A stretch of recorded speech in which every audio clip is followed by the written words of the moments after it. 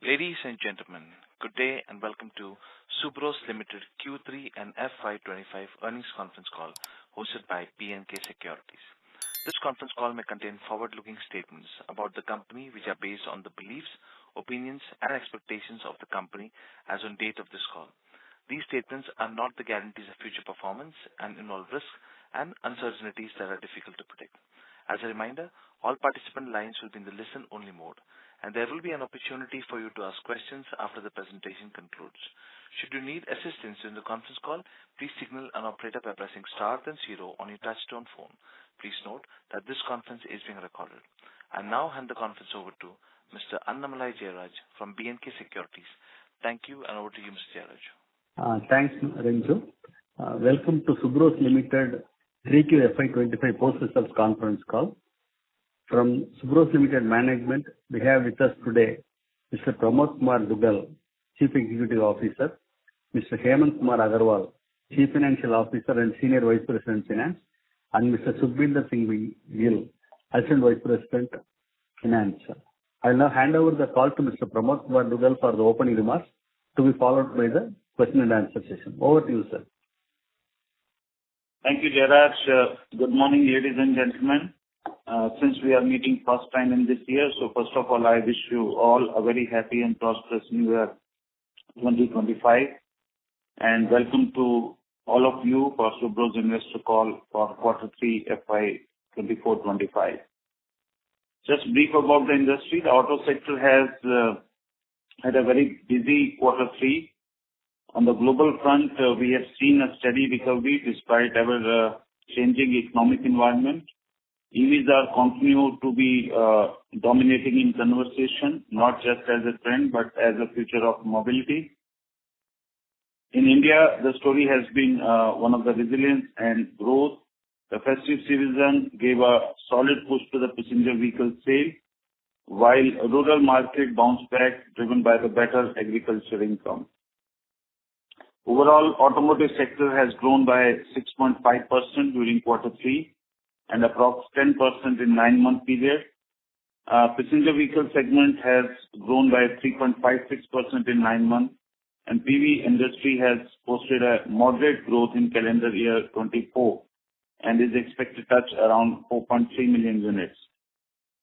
This is based on the strong growth in SUV segment and sustained traction of emission-friendly powertrains. CV segment, including truck and buses, also facing a major disruption during this quarter, and it has grown around 1.8% as compared to previous year. However, the industry overall is showing a mixed trend, including domestic and export market. Subros has stayed committed to drive innovation and growth, which was crucial and challenging given these industry shifts. Subros has registered a growth of 12.11% in Q3 and 9.8% in YTD 9 months. In this growth journey, CV segment has again played an important role with a growth of 26% due to new emerging sector and also introduction of aircon in last mile connectivity trucks. There is around 35% improvement in Q3 profitability and 48.46% profitability improvement in 9-month period. This is a result of our aggressive push on improved internal efficiency and localization.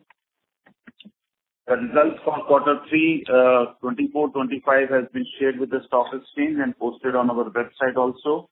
Let me elaborate the summary of the results. Subros has performed better than the industry in Q3 with a growth of over 12%, with a significant improvement in the margins as a result of our aggressive push on localization and internal efficiency improvement. We have achieved a revenue of 821 crores during the quarter, and in 9 months, 2,459 crores. Our share of business in passenger vehicle air conditioning market has been steady, 42% during the quarter. And in truck and blower segment, front AC and blower segment, it is around 53%, and in bus AC, it is 16% during the quarter. The company has realized a EBITDA of 80.64 crores in Q3 which is 9.85% of the net sales, as against EBITDA of 66.15 crores, which was 9.06% of the net sale in the corresponding period of last quarter. There is an improvement of EBITDA by 21.91% as compared to the last year, same period. Profit before tax in the quarter is 45.80 crores, which is 5.60% of the net sales. PBT margin has also improved by around 35%. Tax during quarter 3 is 32.84 crores, which is 4.01% of the net sales, and this has also shown a significant improvement. Now on the business update, over the past few quarters, we have seen a consistent improvement in our key financial KPIs, including EBITDA, PBT, PAT, supported by the growth in sales. We are committed to maintain this momentum and targeting better growth than the industry going forward. Our focus on aggressive cost cutting, both in fixed and variable costs, has been strengthened quarter on quarter, and we are making all our efforts to maximize our efficiency during the forthcoming quarters as well. We are expanding our product range, advancing into technologies to meet the customer needs, especially in the electric and hybrid vehicle. Our ongoing developments in alternative fuels such as CNG, hybrid, electric components is expected to contribute more than 20% of our revenue in next 1 to 2 years. Further, in the line of a new notification announced by Ministry of Road and Transport, Heavy Industry, mandate of AC cabins in N2 N3 category from October 25. We have blocked all the businesses now, and we are now in a development phase, and we see substantial improvement in our truck segment growth going forward. Looking ahead, we are also now working on capacity expansion in our Kharkhoda project, which is a major milestone for our journey on sustainable manufacturing. The new facility has already been planned, and the construction work at the Kharkhoda site is going to start soon. Last quarter of board meeting, we have already taken approval of approx 150 crore for phase 1 investment in Kharkhoda, and we are as per plan as of now.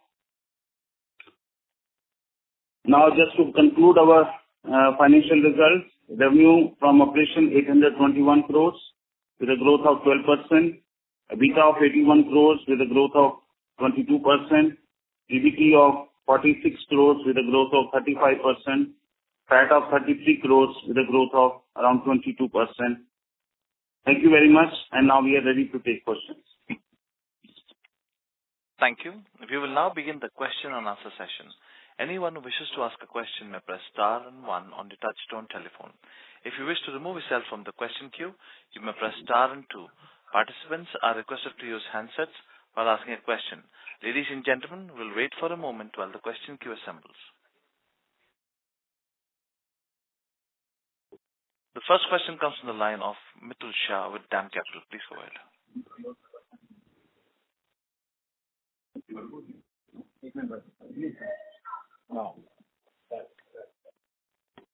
Mr. Shah, please go ahead with your question. All right, we have lost the line of Mr. Shah, and we have the next in line, that is Mayur Parkeria with Wealth Managers Private Limited. Please go ahead. Good morning, sir, and thank you for taking my questions. I hope I'm audible. If there is some disturbance, please allow me that, since I'm traveling on way, so please allow, sorry for the disturbance, if any. No problem. You are audible. Sir, 2 questions I had, sir. Firstly, a little broader side, when we started the year, we had our broad intent, that over the next 3 years, we wanted to get our EBITDA levels to, around 12% kind of range. So where are we in that journey, in terms of, and when you highlight that, in terms of product mix as well as in terms of localization, benefit which was expected to accrue. Where are we in that journey? And do you believe that over the last 2 quarters we have slowed down on that journey by some aspect, because the relative improvement is not coming as much as I thought. So can you just throw some light on that firstly? Okay. So you have 2 questions. One is on the EBITDA level growth journey, and second is the progress on last 2 quarters. So yes, we did mention about the EBITDA improvement, and if you follow our result for last 4 to 6 quarters, there has been steady growth in EBITDA improvement. And due to the supply chain disruption in last 8 quarters, there was a huge impact on commodities, foreign exchange, and all other sourcing strategies, which has impacted, and EBITDA dropped to 8% level, around 8% level. We have recovered. We have reached to almost 9.75 to 10% level. And going forward, it is going to improve, because now all the corrective action for sourcing, localization, and also for the neutral impact on foreign exchange, to some extent with the negotiation with our customer has already been done. So we are very hopeful that this 12% level will be realizable, but it will take few quarters, so we need to work on that. Second part is last 2 quarters, the steady performance. So if you see Q1, Q2, Q3, there is improvement. Between Q2 to Q3, there is slight stagnant performance in terms of profitability because of the financial impact of the foreign exchange. Because if you understand, last quarter, the impact of foreign exchange was very steep. Although the impact is not significant on our financials, but still there is some part of that. Going forward, it may stabilize if there is no further disruption, and you will see a slightly better improvement from going forward.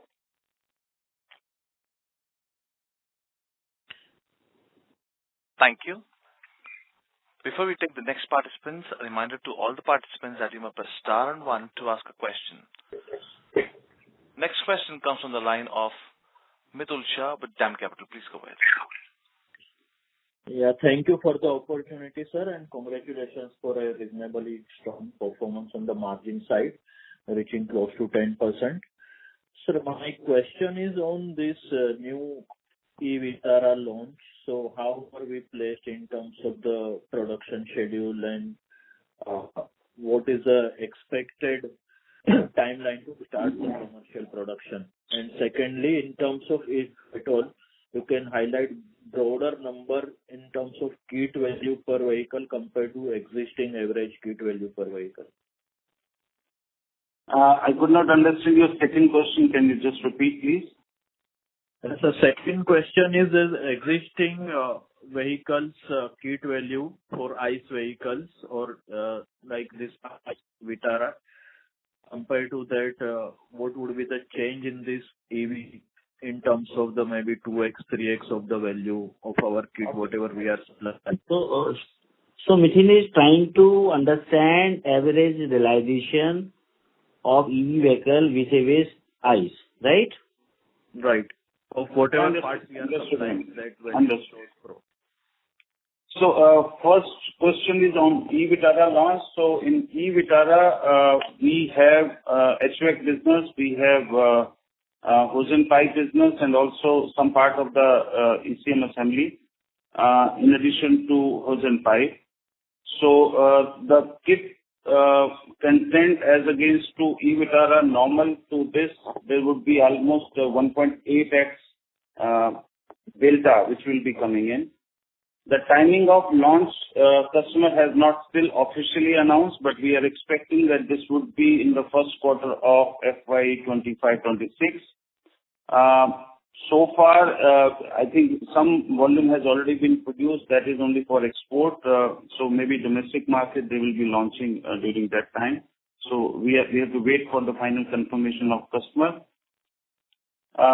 On second question, as I mentioned, other than compressor, the content per vehicle minus compressor, ICE engine versus EV engine would be between 1.8x to 2x because of the scope increase of frozen pipe going up to the battery cooling. Also, because of the brushless motors and some technology upgradation for EV. Compressor is a separate subject because we are not supplying compressor for EV as of now, but once it will come, it would be almost 3x from the existing compressor value. So overall, between ICE to EV would be around 2.5x to 3x of content per vehicle.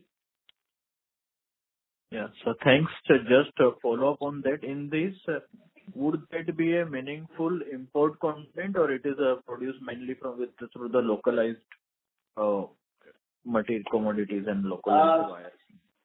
There would be slightly increase in the import content, minus compressor, because all other components are more or less extension of the scope, not on the component side, so it will be mostly localized. But of course, in compressor, right now it is all imported, but gradually when we localize, maybe in near future, that would be to start with some higher import content and then subsequent localization. We have not yet concluded that subject. With this higher import content, would there be any material change in the margin profile of this, or would be similar to what we are doing more or less in that range? No, there will not be any impact on the margins because these are high technology items and we don't want to sacrifice on the margin on that. Yes, sir. Thanks and all the best. Thank you. Thank you, Mitul. Thank you. Next question comes from the line of Arjun Khanna with Kotak Mahindra Asset Management. Please go ahead. Sir, thank you for taking my question. Sir, just on the previous question itself, so on the margin profile, so not looking at the near term, maybe 1 or 2 years, but say FY28 onwards, when possibly we do look at localization of all parts, when you look at the EV piece, we are currently hearing that possibly margins are lower for ancillary providers.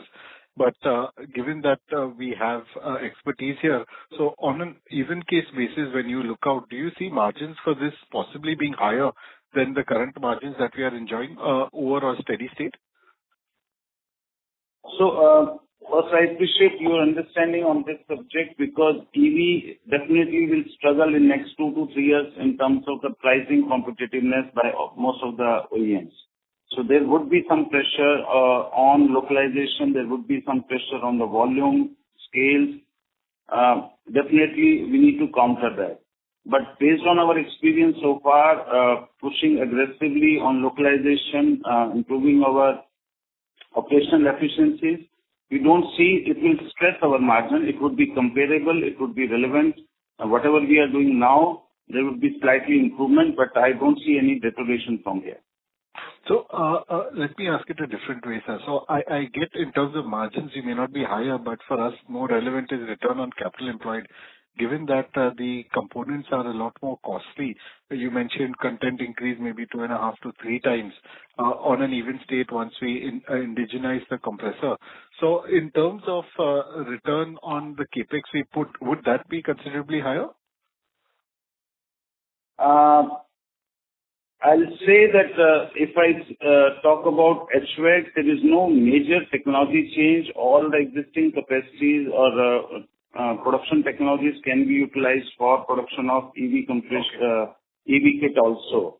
Only the bought-out parts cost will be different, not on the manufacturing part. So I don't see a major investment other than compressor. Again, every time I'm just discounting compressor because it's a separate manufacturing technology. Other than that, there will not be any extraordinary investments which will impact the return on capital employed. Sure. Very helpful, sir. Sir, the next question is on our other businesses such as railway, etc., and EV buses. If you could just talk about these two in terms of order wins, tendering, any other color you could share on this? So railway, we have been talking on this for last 2 quarters. We are very aggressively pushing there.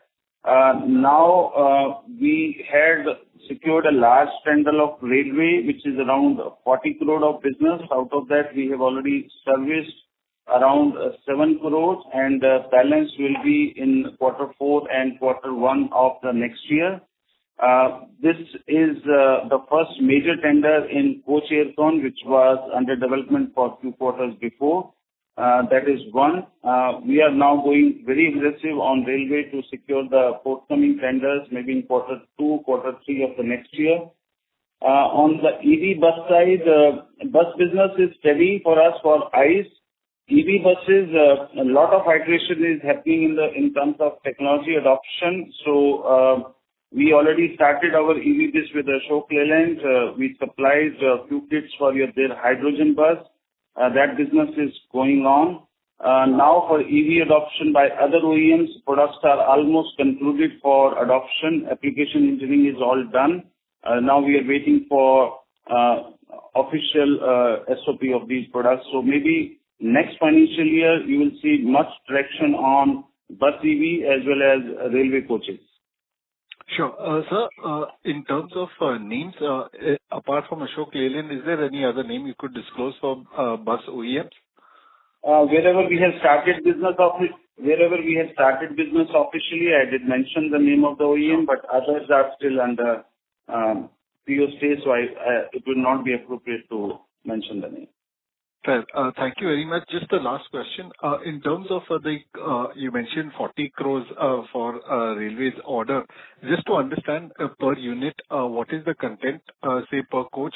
And secondly, for an EV bus, what would be the content per vehicle? Thank you. So normally per coach, there are 2 units required to be supplied, which is roughly 1.5 million rupee to 1.7 million rupee. This is in this range. So it is very high value product. So that's how the realization per coach is very high. What was your second part of the question? Sir, if for EV buses, what would be the content per vehicle?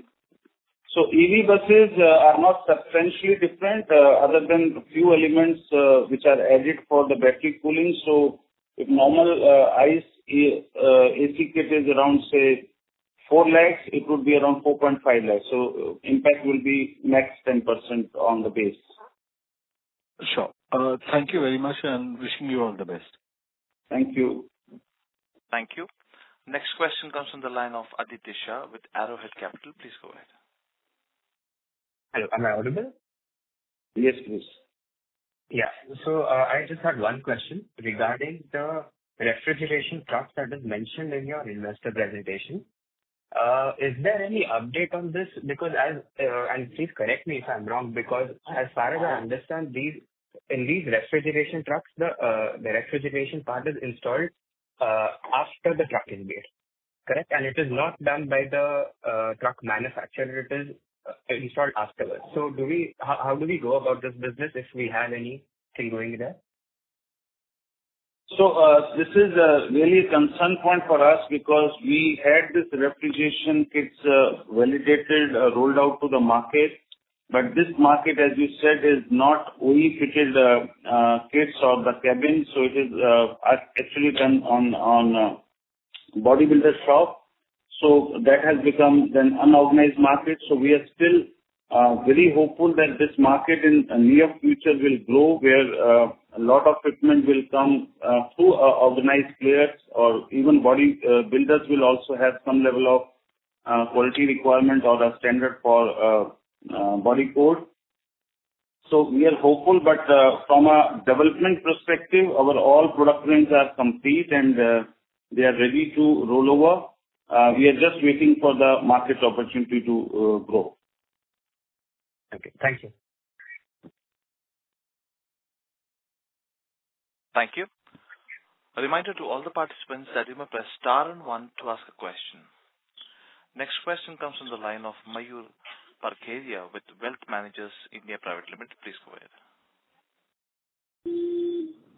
Sir, thank you for taking the question again, and sorry I got dropped out.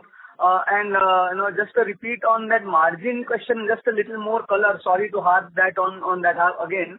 Sir, on the margin, when we look at the journey upward, should we just two things I wanted to understand more was, should we look at it more as a function of operating leverage where because of higher scale will we get more fixed cost benefit, or we should also look at the function of operating leverage along with gross margins improvement, and within gross margins again function of three things, whether it is a product mix, whether it is localization benefit, or whether it is improvement in the raw material and supply chain. The supply chain and raw material benefits, I believe, would have been largely already done with, because it's been there for some time now, couple of quarters. So how do we look at all the three components, and if there is anything? So is it a function of gross margin we should look at, or even the operating leverage? How do we look at that, sir? Some understanding and color would help us. Thank you.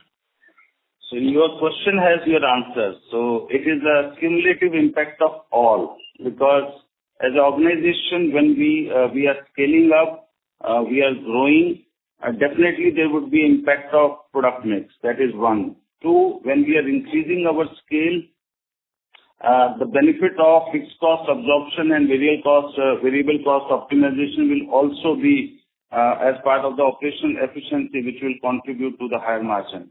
But importantly, our focus is to improve gross margin through localization as well as sourcing optimization, because this is where we need to de-risk ourselves also. Sourcing optimization will come when localization will be more, our dependency on imports will be minimum, the fluctuation on foreign exchange on the duties, custom duties will be less. Then will be more competitive, and that will add to certain margin, and also that would be a growth opportunity for us because we will be more price competitive. So it is all cumulative impact of all the parameters. As Subros, we are driving all these as a long-term strategy.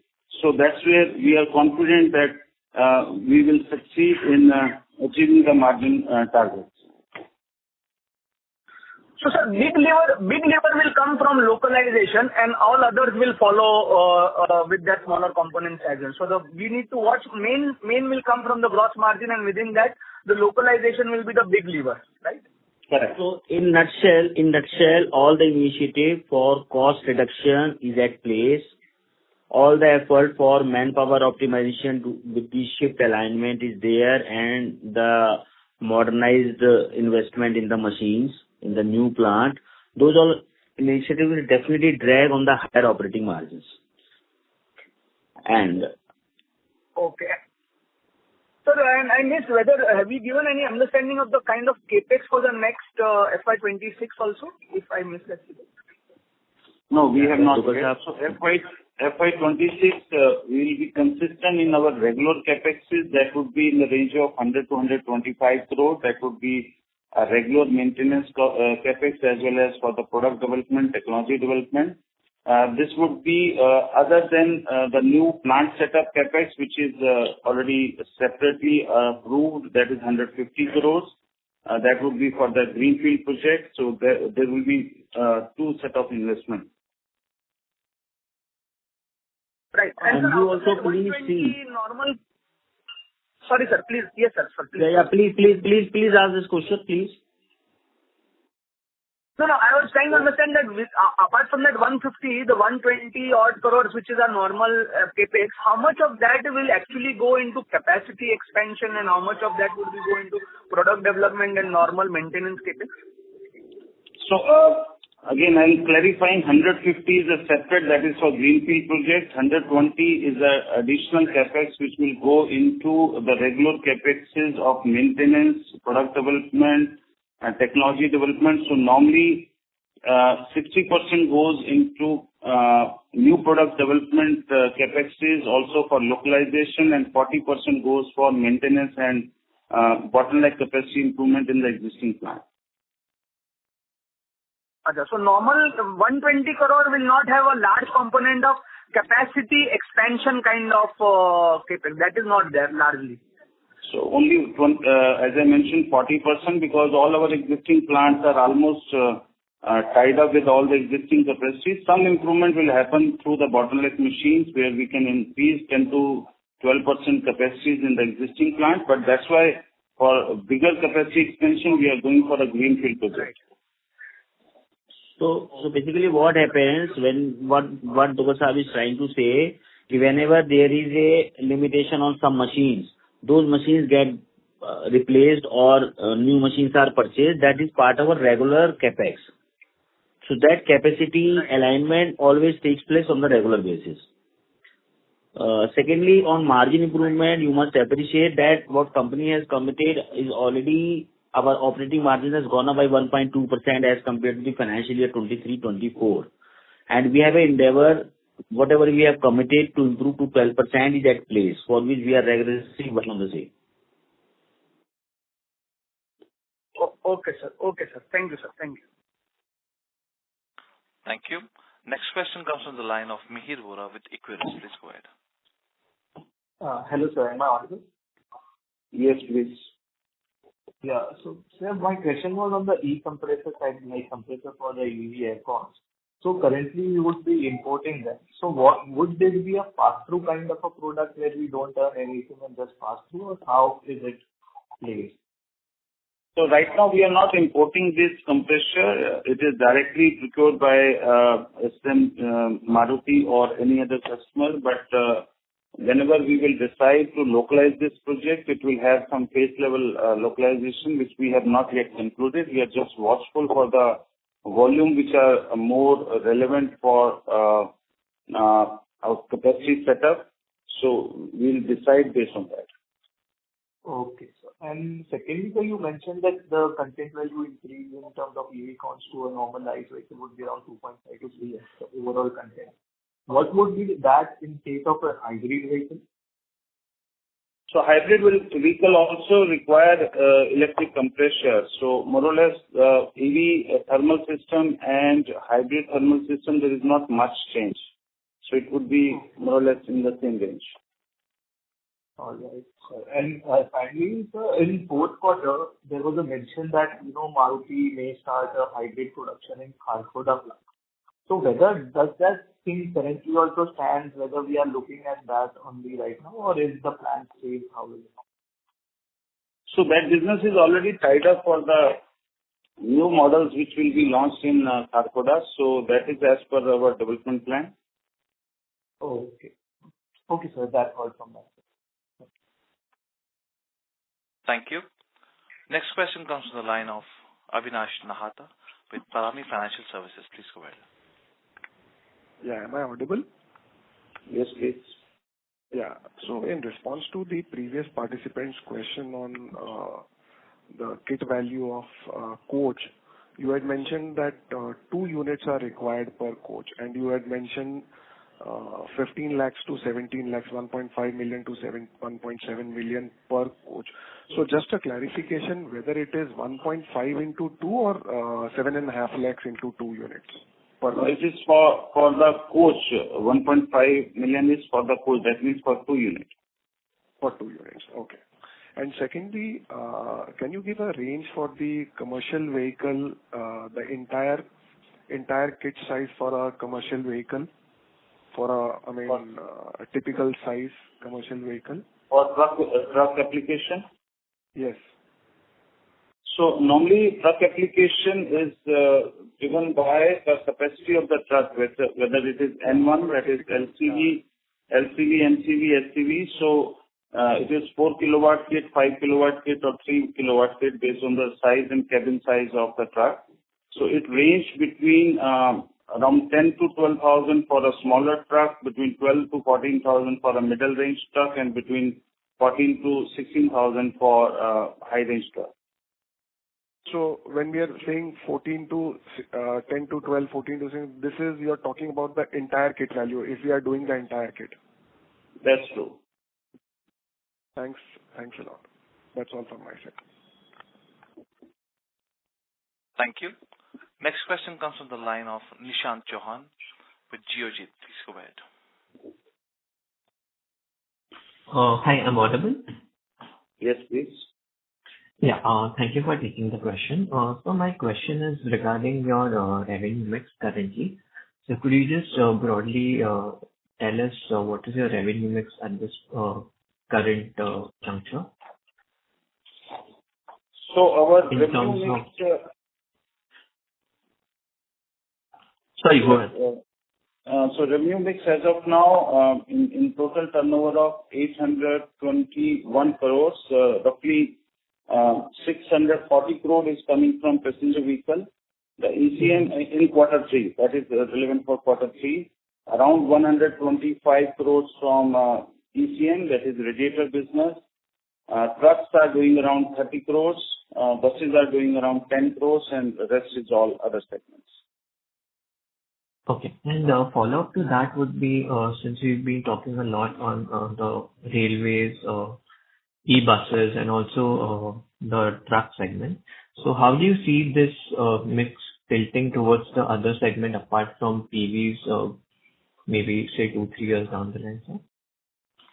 So we have been talking on this subject that we need to have more de-risking, more moving away from the more dependency on PV segments. So that's why we are growing our business in railway, buses, trucks, tractors, all these segments. So next 3 to 5 years, we want more than 10 to 15% business coming from these segments, so that the dependency on passenger vehicle segment should be lesser from the current level, because these all segments are very disruptively moving year on year. So some years commercial vehicle segment is growing larger than other segments. Sometimes passenger vehicle is growing larger than other segments. So we want to have a balanced approach. That's why we want to grow these businesses much aggressively. Understood, sir. Thank you. And so just one clarification. So the 1.5 billion that you spoke about for the new greenfield project, is this going to be spread across maybe coming years, or it's just the amount earmarked for FY26? That is for new investment you are talking of? Yeah, the 150 crore new investment. That would be for commercialization of production from that plant. So that plant would be operational in somewhere middle of FY26-27. So this investment is for that project, greenfield project. Okay, so 150 crores for that in FY26. Yeah. Okay. Thank you. Thank you for taking my question. Thank you. Next question comes from the line of Mayur Parkeria with Wealth Managers India Private Limited. Please go ahead. Sir, there is a lot of expectation that the FY26 automobile growth is also going to be in low single digits, given the consumption trends which are weaker. So in that light, what do you think would be a reasonable way to look at our growth in FY26 on the top line, given the fact that, we have also, there can be a mix in SUVs and other things which we are gaining a little bit more. So can we grow higher than industry on the OEM side? Along with that, the efforts and the initiatives which we have taken for railways and trucks and other things. So how should we look at the top line growth for FY26?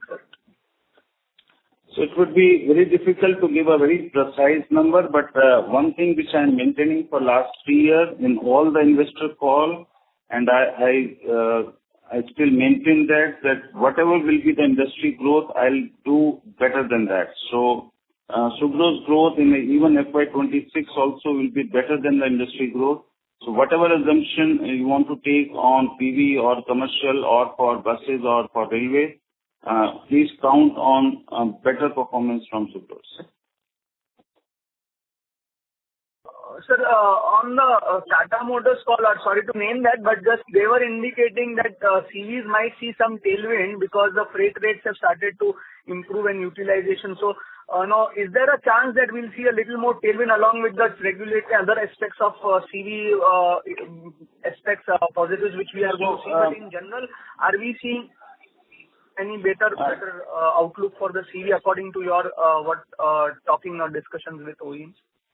So basically, in CV market truck particularly, our growth is not dependent on the growth of number of vehicles, because the major change which is happening from October, the second half of the year, would be that truck will have a AC cabin. So that means AC sale will start from the blower, which right now we are supplying. So there would be a delta between 8,000 to 12,000 rupees, even with the same truck. So kit value per truck will increase from second half of the year. So that would be a growth for Subros, but may not be a growth for the industry. Right. Okay, I got it. Thank you so much. Thank you. Next question comes from the line of Kusha. Please go ahead. Yeah, thank you, sir, for the opportunity and congratulations on a set of numbers. I had a few questions on the EV segment and the hybrid. So we're seeing some demand trends shifting towards SUVs and hybrid vehicles. So how are we transitioning that for our business? So hybrid business is already planned, and whatever hybrid vehicles are there by the OEMs, our kit development and our product development is already ongoing. So because we are supplying already to 2 or 3 hybrid programs. So there is no different thing which we have to do. It's only the question of scale, and the OEMs plan to expand SUV sale, hybrid sale. On EV side, as I mentioned, that we already now will be starting our business with Maruti. Mahindra EV, we already started our business. SOP has already started. And that is mainly for hose and pipe, going to cabin cooling as well as for battery cooling. So from product development side, there is no challenge for us. It is only the scale we are looking at now. All right, sir. Thank you. Thank you for that. And coming to the commercial vehicle and construction equipment segment, how are we positioning ourselves in this segment? So in commercial vehicle trucks, we are already supplying our AC kit as well as blower. Now, as I mentioned in my previous question, truck AC will start now. So we are also positioning for that. Off-roader truck aircon, we already started with Mahindra Oja. That is being exported to US as well as to Japan. Tractor radiator also we started in Mahindra. So now for off-roader also, for truck application also, the product is also in the market. All right, sir. Got that. And last quarter, we had seen some yen impact. So will we see any more impact in the coming quarters? Hemant, can you reply, please? Yeah, can you repeat, please? Yeah. So in the last quarter, we saw a yen impact. Will we be seeing the same for the coming quarter, or is there a pass-through? No. So this quarter, we had a currency impact in the quarter 3. Because of the adverse movement of the currency and the depreciation of the dollar, both currencies. Since we have a prudent hedging policy, we hedge our foreign currency exposure, there will be a MTM impact at the quarter end. So, which is around 0.2% of the turnover. And if you recast quarter 4, there will be no impact in the quarter 4, rather it will be positive impact in the quarter 4. All right, got that. It is a 1 quarter lag from the customer side also. So now we'll get a higher rate from the customer, and cost is more or less in the same range. There is no change. So from the MTM perspective, from the customer perspective, both ways we will gain. That will offset the impact of the quarter 3. Understood, sir. Thanks for that explanation. And one last question on localization. Would you be putting a number to the localization rate, or how much of the components are locally sourced? So right now, our import content is roughly in the range of 16 to 18% of the total revenue. So that's where we are right now, and our target is to bring it to around 10% in next 2 to 3 years' time. We are consistent on our actions. All right. Thank you so much. Thank you. Ladies and gentlemen, as there are no further questions, we have reached the end of question and answer session. I would now like to hand the conference over to the management for closing comments. So, as closing remarks, I'll say that thank you very much for having confidence on Subros. We have been interacting with each other with a lot of anxiety, lot of questions, lot of assumptions. So far, we are very consistent in terms of whatever we are saying to the stock exchange or to the investors.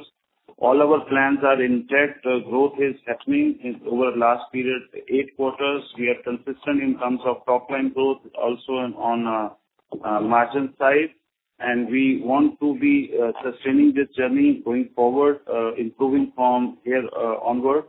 Those who have visited us during the Bharat Mobility Show must have seen the capability of Subros in terms of launching new technologies, the products which are in pipeline. So we see a very bright future for the organization and also for the investors. Thank you. Management, we have a question. Do you want to take it? Of course. All right. It's from the line of Vignesh Iyer with Sequent Investment. Please go ahead. Thank you for the opportunity, sir. And yeah, so I just wanted to understand the room AC part of the segment. How much revenue did we do in this quarter? And also the fact that a lot of, the industry leaders as well as the second and third in line, they all are still projecting for a good growth for this year as well as the coming year. And so just wanted to understand on that part.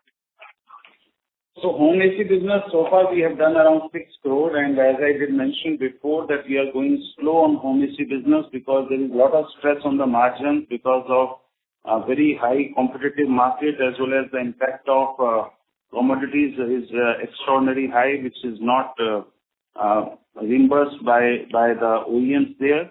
So we are going slow. We are only addressing those business which has good reasonable margin for us. That is point one of your question. Second, you said that OEMs are showing a very high assumption of growth in next, which is contrary to the previous question which I hear that most OEMs are saying the next year is not going to be very high growth. It would be in the early single-digit growth. So we need to watch because the industry is going to be disruptive. We don't know how the trade war or the tariff war will be there, so we need to be watchful. Maybe in another 1 month or so after post-budget, there will be much more clarity about how the next year is going to be shaping up. Yes, got it, sir. So that's all from my side. Thank you. Thank you. Thank you. On behalf of B&K Securities, that concludes this conference. Thank you for joining us. You may now disconnect your lines.